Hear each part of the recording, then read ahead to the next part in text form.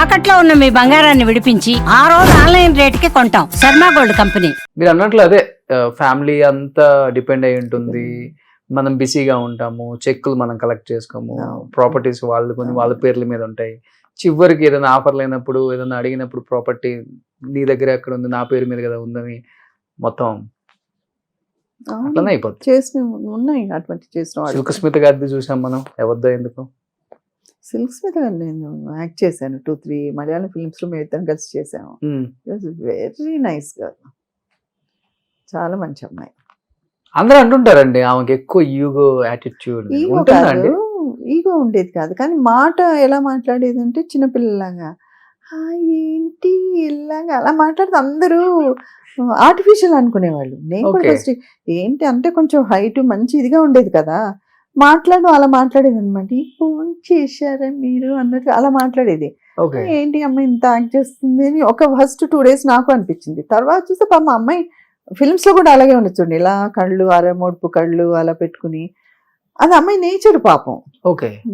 తర్వాత అమ్మాయికి ఎవరు పేరెంట్స్ ఎప్పుడు ఎవరు వచ్చేవాళ్ళు కాదు, చాలా మిస్గైడెడ్ పర్సన్ పాపం. అయ్యో, చాలా మిస్గైడెడ్. చదువుకోలేదు ఫస్ట్ చదువుకోలేదు అనుకుంటాను, నాకు పెద్దగా తెలియదు, కానీ అదర్వైజ్ మంచి అమ్మాయి. బట్ చదువు లేకపోయినా ఇండస్ట్రీకి వచ్చి కాస్ట్యూమ్స్ అంటే ఆమెలాగే అసలు ఒక వ్యాంప్ రోల్ మార్చేసింది. ఎంత సొఫిస్టికేటెడ్ వ్యాంప్ లాగా తయారైందంటే అసలు ఒకప్పుడు ఒక మూసపోసినట్టు ఉండేది, ఒక రకమైన డ్రెస్సులు, ఒక రకమైన ఎక్స్పోజింగ్. అమ్మాయి చాలా మార్చింది, చాలా డ్రెస్ సెన్స్. చాలా బాగా తనే సెలెక్ట్ చేసుకుంటారంట కదా. తనే సెలెక్ట్ చేసుకున్నాను. ఓకే, చూడండి ఎక్కడి నుంచి నేర్చుకున్నారా చూడండి. అదే అదే అది కళ అండి.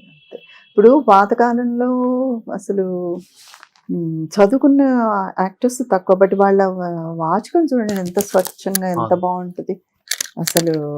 ఒక ఇదని కానీ మహాప్రాణాలు పలకడం కానీ అసలు ఉచ్చారణ కానీ అసలు అంత చాలా బాగుంటుంది. అదే నేను నోటీస్ చేశాను మీ యాంకరింగ్ లో కూడా మీ తెలుగు చాలా బాగుంది.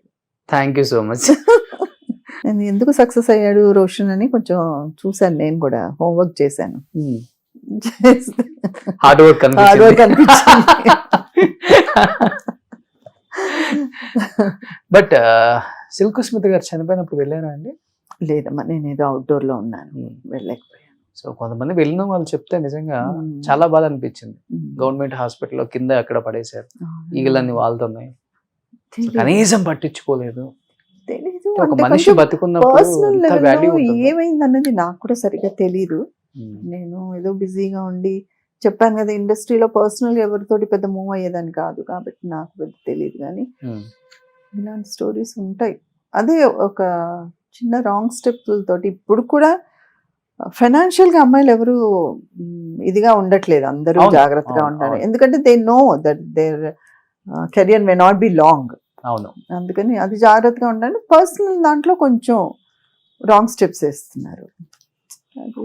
అంటే ఇంత లైఫ్ చూసిన వాళ్ళు మళ్ళీ ఇలా ఇలా బతకాలి అనుకోరు కదా. సో ఏదో ఇలానే ఉండాలనుకుంటారు, ఇలా లేకపోయినా కానీ. సో అది అది అది ప్రాబ్లం అవుతుంది. శ్రీవిద్య గారు ఎంత మంచి యాక్ట్రెస్ అండి, అసలు ఆమె చనిపోయినప్పుడు తట్టుకోలేకపోయారు కదా. చేశారు మీ ఇద్దరు కూడా? చేశాను. అసలు అందం అంటే ఆవిడండి, అసలు ఉండేవారు, ఒక రీగల్గా ఉండేవారు.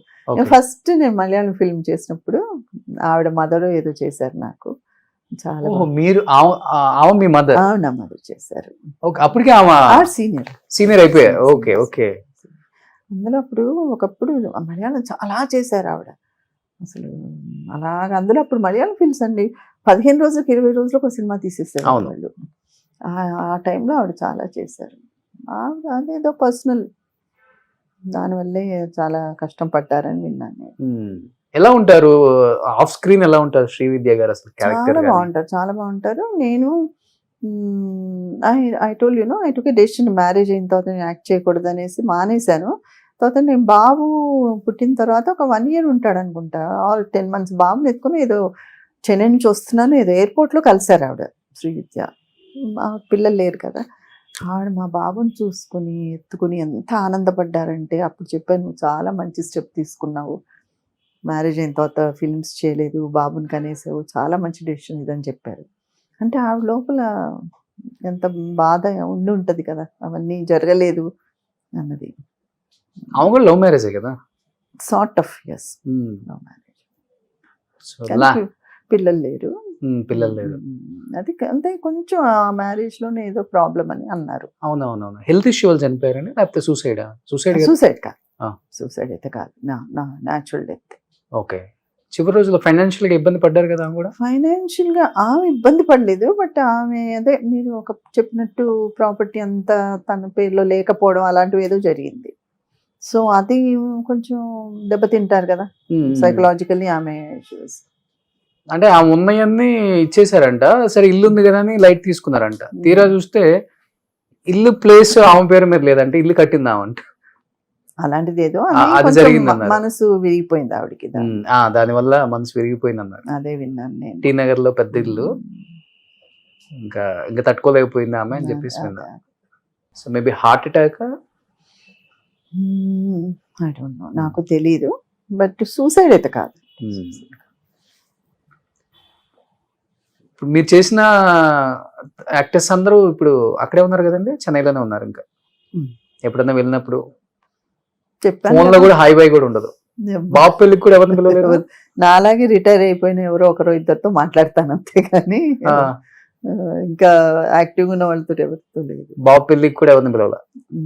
ఒక్క ఫ్రెండ్ ఉంది సత్యకళ అని, ఆవిడ కూడా కొంచెం తమిళ మలయాళ సినిమాలు చేశారు. ఆవిడ నాకంటే ఎక్కువ, అంటే ఆవిడకి ముందు నుంచి అసలు ఫిల్మ్స్ ఇష్టం లేదు, ఏదో అలా చేశారు, మ్యారేజ్ చేసుకొని సెటిల్ అయిపోయారు. ఇంకా వాళ్ళ ఆయనకు కూడా ఇష్టం లేదని అసలు తల పెట్టరు అనమాట. ఆవిడ ఒక్కటి సింగిల్ నాకు అక్కడి నుంచి ఫ్రెండ్. ఇక్కడ నుంచి వైవిజీ గారిని, అక్కడి నుంచి ఆమెను పిలిచాను అంతే. సో ఇప్పుడు ఎప్పుడైనా కలిసినప్పుడు ఏదైనా ఫిలిం సంబంధించిన ఫెస్టివల్స్ కి మన యాక్టర్స్ ఎవరన్నా చూసి గుర్తుపట్టడం, ఎలా ఉన్నారు అడుగుతారు ఎవరన్నా? అంటే హీరోస్ ఎఫ్రైన్ చూసినప్పుడు మాట్లాడతారు, ఏమైపోయావు అంటారు, అంతేగాని ఎక్కువ నేను అక్కడ కూడా కలవను. నేనేదో గుళ్ళు గోపురాలు తిరుగుతూ అలాగే ఉంటాను. ఓకే.